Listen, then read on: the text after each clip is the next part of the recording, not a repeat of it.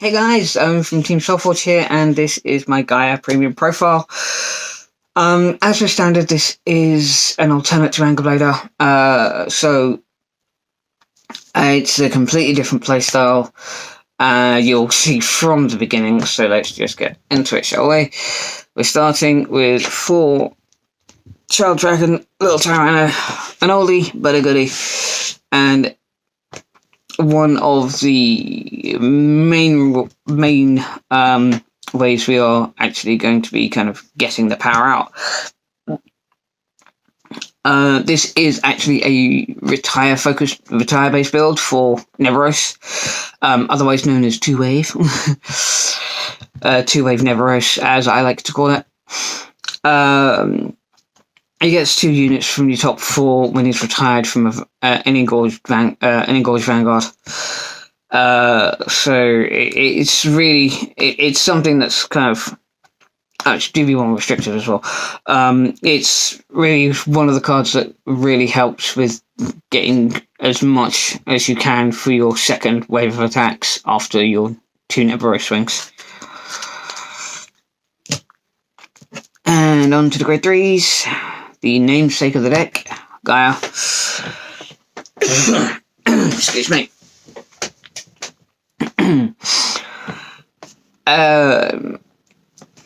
You want to be going second with this, so you're not going to see his. You shouldn't see his skills when you're.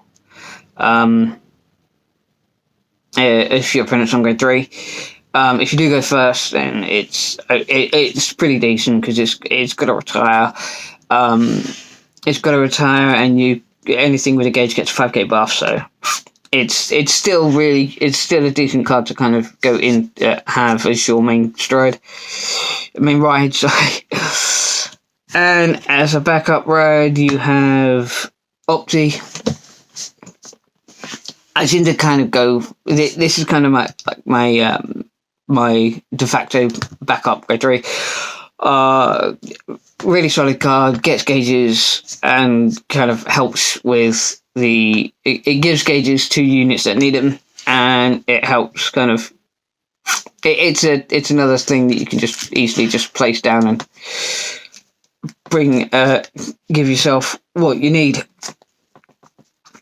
Next up for the grade 2s, we have for Reggie. Reggie at 4, kind of a staple for kind of a staple for Gaia builds. It's literally there for it's here because you can swing in, sack it, and then you're able to swing again for the card it brings out. Always looking for an extra. You're always looking for those extra units on your second row or second line of attack. Second line of rear guards. So Reggie at 4 is a card that was actually really good and coming out. It was kind of something we needed for the retire builds. Next is Mega Rex, kind of has been here from the beginning.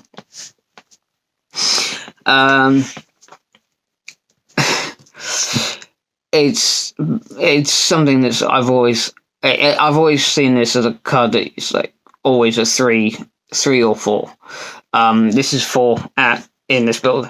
And it's there because of the kind of power gain that it can get. And if you have to, it is kind of an alternate for Neveros if you're having to go if you're having to do a gauge, kind of get gauges instead. And Diablo Cannon. Another oldie. This guy is actually really fun to have with having a Gaia Vanguard. It's actually an 11k instead of a 9, and just for a simple discard on GB1, he can come back. But I will have to say this: he needs to be engorged first. Excuse me. Coffee, lovely. Yeah, so he needs to be engorged first. So he can you can actually use his skill. But he's absolutely brilliant. 11 with your Gaia Vanguard, and then when he comes back, he's actually 16. So he's actually, obviously getting him is a kind of a must for your Neb turn. Like bringing him out both times, absolutely fantastic. Next up for the grade 1s, we have 4 Blue Sprint. Exactly the same reasons as Reggie.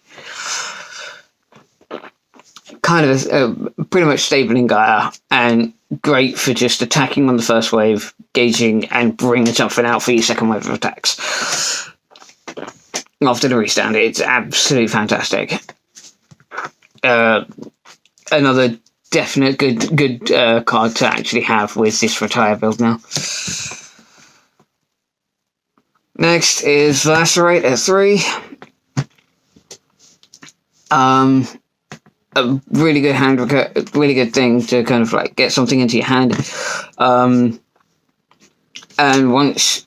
pretty much once you're hitting grade 2, this skill can kind of be really, once you've hit grade 2, this card can go off, in this build. So, because obviously you're bringing out your rear you're bringing out your starter. So from grade 2 onwards, it's absolutely fantastic. Mega Rex, pop him. Gaia, pop him. Neverose, obviously, you're literally getting rid of your entire board and bringing out a new one. He compensates for, Tyrello compensates for the lack of bringing something out with him, but you get actually gaining hand with a Soul Blast. It's absolutely brilliant. Couple of old school cards coming up. First one, Spread Armaga. I kind of got a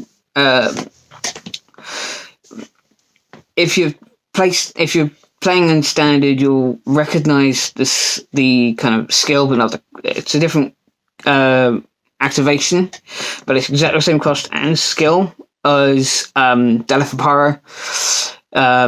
But this is actually GB restricted, so CB1, draw a card, call a card when he's retired. When he's retired, and it definitely helps. It can give you something to kind of play with, and it's another card that literally replaces itself when retired. It's kind of like the bread and butter of this deck.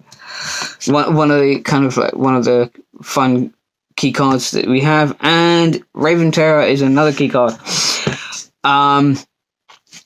GB1 restricted, as well as all of the other old school cards in the main deck.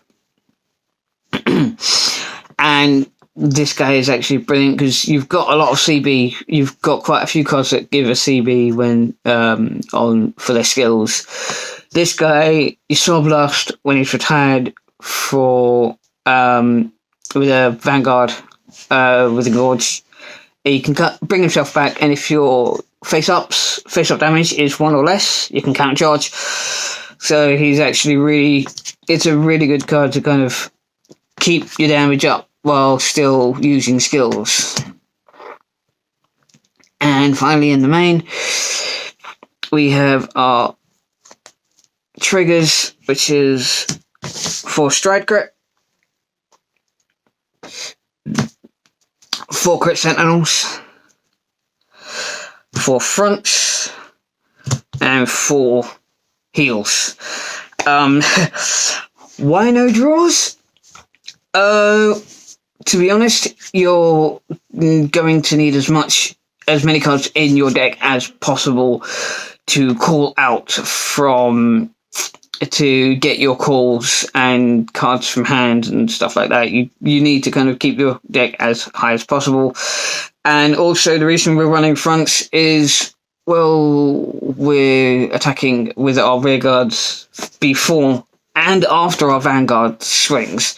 So we'll need units to actually, obviously, bringing those cards out, get in the front, everything gets front row gets 10k. It's absolutely brilliant. it gives the aggression that is actually it gives the aggression that kind of Anger Blader has in the other build. This, which is absolutely brilliant, and it's definitely one of the best things you should do. You can kind of add draws or kind of replace maybe replace crits for fronts, but I'm going with a crit for front. So onto the G zone. Strides, obviously Neberos, the main dude. The guy I've been mentioning like so many times during this video. Here he is. This is literally your win con. He engorges, sacks 2 of your opponent's dudes, then you retire 5 units or gauges to actually restand him. And with this build, you are going for the retires. You're going more for the retires. You're going for retiring your board, so you can bring out a brand new board. And once you've swung in with him twice, gaining 6 drive checks, you're more than likely going to hit something to kind of give at least a few of your units a boost, if not all of your front row from the front. So yeah, this is literally your kill shot. When you stride, you are going to have at least 8 attacks, because you have 3 rear guards, including your XL, and 2 swings from your Vanguard. And all of those circles should be filled by the time all of your front row circles should be filled by the resolution of all the skills that we have on retire. So, and if you're lucky enough to get a Mega Rex, you can even get 9 attacks in. 10 if you've actually got even more. 10 if you've got more stuff to do. So yeah, 8 to 10 attacks on your first turn with Neberos is absolutely phenomenal. So yeah, this is something I'm actually. It's obvious that you're having them. Next up is 3 Gunter. The reason I'm running Gunter at 3, even though it's kind of, this is a retire build, I've been all the way through, he's a good backup. If for any reason you haven't got much, or you wanting to kind of get some utility out on your second stride, if they've been able to survive your Neberos, and they've completely decimated you, you've got a couple of cards in hand maybe. The main focus of this is to put gauges on Mega Rex for a good attack boost, or getting gauges onto Lacerate so you can get something back into your hand so you can save yourself or like get some recursion back. Running them at 3, to be honest, 2 is decent. I mean, the 3rd's there for reasons. Next is 2 Down Last. Your alternate first stride, to be honest. Because instead of a field nuke, he does a column wipe. Which can actually be something to help with. And after that column wipe, you get to counter charge. So he helps with anything. If you've kind of not got any face downs, you can counter charge, and then kind of you've got one open for stuff to actually work from. So yeah, a really good pick for a alternate, and he's got a GB3 where if he retires anything, you can anything of yours, you can counterblast one and bring it back. So it's a obvious 2-of for this build. Next is Gilgal, our progenitor. Only really used in certain situations, but it's definitely good to have in this deck. If you're unsure of what this guy does, it's just 2 counterblast and a soul blast. He gets Xerath Dragon. He goes up to Xerath Dragon numbers, which is an extra 10k. Attacks everything, and anything you do hit, you can't charge 1 per hit. It's absolutely fantastic. Obviously, most of these are second strides, like him. But unlike him, we have Sabreeze. If your opponent decides to play the grade 2 game, they don't want to see the Neburos. It's like, okay, fine. Can't have lost 2. CV2, discard a card. It stays in here because no one expects the grade 2 game.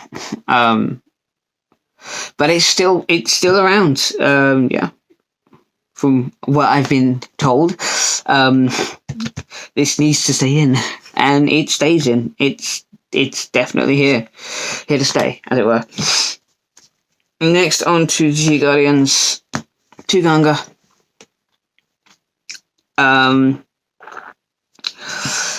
If anything is once it's there, if anything's too big for a. It's kind of this guy's here for 2 main reasons. He's a retire, so you can still get your recursion from Lacerate if you need it. But he won't trigger Regidon or Blue Sprint because they need to be retired during your turn. But for a single retire, he can bounce 2. And he gains an extra 10k, so it's a 25k shield. So more than a heal, less than the Sentinel. Next up, Willis Primer. A really good card because it's he gains, just for an unflip, he gains 5k for each of your rearguard circles. Can get up to really high numbers if you have enough open circles. Which you can actually manipulate with intercepts, because you don't really have many cards with high numbers here, so it can actually really help with like getting over harder to hit, and the one dismal to protect certain units that are in this deck. So that is what I have, and I will say this is